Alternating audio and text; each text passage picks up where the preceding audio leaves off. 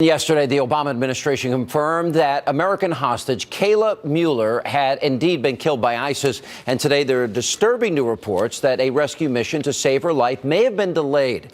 Standing by tonight from Guantanamo Bay with more details is Fox's own Catherine Herridge. Catherine, very disturbing report, big discrepancies in timelines, and maybe opportunities missed. Well, that's right, Sean. Two sources with direct knowledge of the efforts to free the Western hostages confirmed to Fox News that there was strong and specific intelligence about the location of the Western hostages in May of 2014. That's 5 weeks at least before the president signed off on the operation.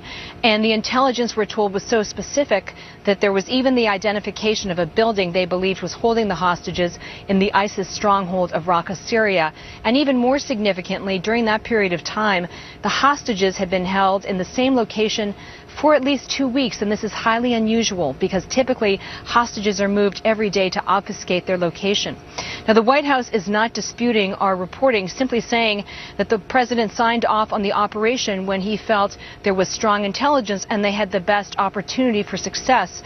But these two sources with direct knowledge of the efforts to free the Americans say this was perishable intelligence, and the White House demanded that it build up further the intelligence picture before acting. And they look back on this episode now and they believe, Sean, that this was really the last best chance to get all of the hostages together. And they were all together, and as you said, it was strong, specific, and perishable intelligence that they had.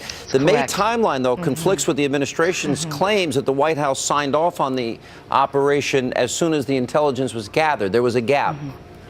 Well, there's clearly based on the reporting, and some of these details we had in the fall, but we did not report when we were asked by U.S. officials to hold that information for national security reasons. But it's very clear to me that there was kind of a disconnect between the operators who would launch the mission, in the sense that they were ready to go with the threshold of intelligence that existed because it was so specific and the source was so credible.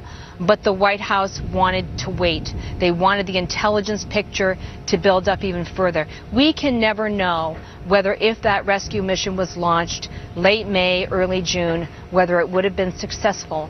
But this certainly raises questions over whether there was an unnecessary delay. And again, this great opportunity based on the intelligence to get everyone at once was lost, because after the July 4th rescue mission, all of the hostages were dispersed. They were not held in a large group again, Sean. All right, Catherine Herridge, thanks so much for reporting on that. And coming up, I go one-on